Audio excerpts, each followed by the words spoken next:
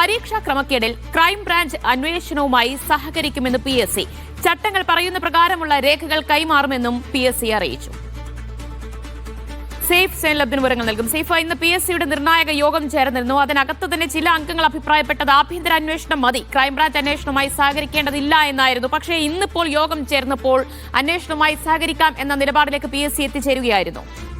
അതെ, അങ്ങനെ ആഭ്യന്തര അന്വേഷണത്തിൽ മാത്രം നിൽക്കുന്നതല്ല എന്നൊരു പൊതു വിലയിരുത്തലിലേക്ക് കാര്യങ്ങൾ എത്തിച്ചേർന്നിട്ടുണ്ടെന്ന് തോന്നുന്നു ദിവ്യ. അതുകൊണ്ടാണ് ആഭ്യന്തര അന്വേഷണത്തിനോട് തീരുമാനത്തിനൊപ്പം തന്നെ പുറത്തു നടക്കുന്ന അന്വേഷണത്തിനോട് സഹകരിക്കണമെന്ന തീരുമാനം കൂടി എടുത്തിരിക്കുന്നത്. അതുകൊണ്ടാണ് ഒരു പത്രക്കുറിപ്പ് മുഖേന തന്നെ PSC കാര്യങ്ങൾ വ്യക്തമാക്കുന്നത്. ഈ അന്വേഷണവുമായി പൂർണ്ണ രീതിയിൽ സഹകരിക്കും എന്നുള്ളതാണ് അവർ വ്യക്തമാക്കുന്ന ഏറ്റവും പ്രധാനപ്പെട്ട കാര്യം. അതിനൊപ്പം തന്നെ ചില കാര്യങ്ങൾ അവർ സൂചിപ്പിക്കുന്നുണ്ട്. ഈ അന്വേഷണവുമായി ബന്ധപ്പെട്ട് നൽകേണ്ട രേഖകളുണ്ട്. ആ രേഖകൾ PSCയുമായി ബന്ധപ്പെട്ട് അവർക്ക് നൽകാൻ കഴിയുന്ന രേഖകൾ നൽകി അന്വേഷണവുമായി സഹകരിക്കുമെന്നാണ് വ്യക്തമാക്കുന്നത്. എന്തായാലും അന്വേഷണവുമായി സഹകരിക്കും. PSCയുടെ സുതാര്യത നിലനിർത്തുക എന്നുള്ളത് പ്രധാനപ്പെട്ട കാര്യമാണ്. അതുകൊണ്ട് അന്വേഷണവുമായി സഹകരിക്കുമെന്ന് വ്യക്തമാക്കിക്കൊണ്ടാണ് PSC ആ പത്രക്കുറിപ്പ് ഇറക്കിയിരിക്കുന്നത്. അത് വെറുതെ ഒരു പത്രക്കുറിപ്പല്ല. കാരണം പരസ്യമായിട്ട് PSC അങ്ങനെ കാര്യങ്ങൾ പറയുന്ന ആൾക്കാരല്ല എന്നുള്ളത് നമുക്കറിയാം. അവര് സാധാരണഗതിയിൽ ആഭ്യന്തര അന്വേഷണം നടക്കുന്നുണ്ടെങ്കിൽ മറ്റ് അന്വേഷണങ്ങളുമായിട്ട് അവർ സഹകരിക്കാതില്ല. പക്ഷേ ഈ വിഷയത്തിൽ അത് PSCയുടെ വിശ്വാസ്യതയെ ബാധിക്കുന്നു എന്ന് മനസ്സിലാക്കിക്കൊണ്ടായിരിക്കാം ഒരുപക്ഷെ ക്രൈംബ്രാഞ്ചിന്റെ അന്വേഷണവുമായി സഹകരിക്കാൻ വേണ്ടിയുള്ള തീരുമാനം. നൽകാൻ കഴിയുന്ന എല്ലാ രേഖകളും നൽകുമെന്ന് പറയുമ്പോൾ ക്രൈംബ്രാഞ്ച് ആവശ്യപ്പെടുന്ന എല്ലാ രേഖകളും നൽകാൻ കഴിയില്ല എന്ന് കൂടിയില്ലേ അതിൽ?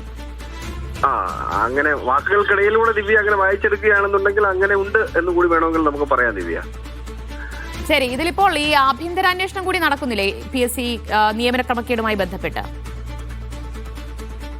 ഉദ്യോഗസ്ഥരാണ് അവിടെ ഉള്ളത്. ആഭ്യന്തര അന്വേഷണത്തിന്റെ ഭാഗമായിട്ട് DSP റാങ്കിലുള്ള ഒരു ഉദ്യോഗസ്ഥനുണ്ട്, അതുപോലെ SP റാങ്കിലുള്ള ഒരു ഉദ്യോഗസ്ഥനുണ്ട്.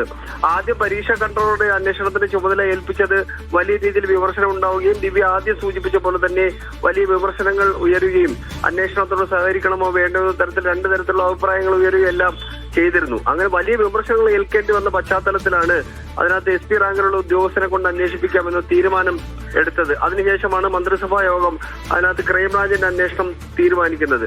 അപ്പോ ആ അന്വേഷണം നടക്കും, അതിനൊപ്പം തന്നെ ഈ അന്വേഷണവും നടക്കും എന്നുള്ളതാണ് നമുക്ക് മനസ്സിലാക്കാൻ. എന്തായാലും ക്രൈംബ്രാഞ്ച് അന്വേഷണവുമായി സഹകരിക്കാൻ PSC തീരുമാനിച്ചു കഴിഞ്ഞിരിക്കുന്നു. ചട്ടപ്രകാരം നൽകാൻ കഴിയുന്ന എല്ലാ രേഖകളും അന്വേഷണ സംഘത്തിന് കൈമാറും എന്ന് കൂടി PSC അറിയിച്ചിരിക്കുകയാണ്. വിശദാംശങ്ങളാണ് സേഫ് സൈൻലബിൻ നൽകി.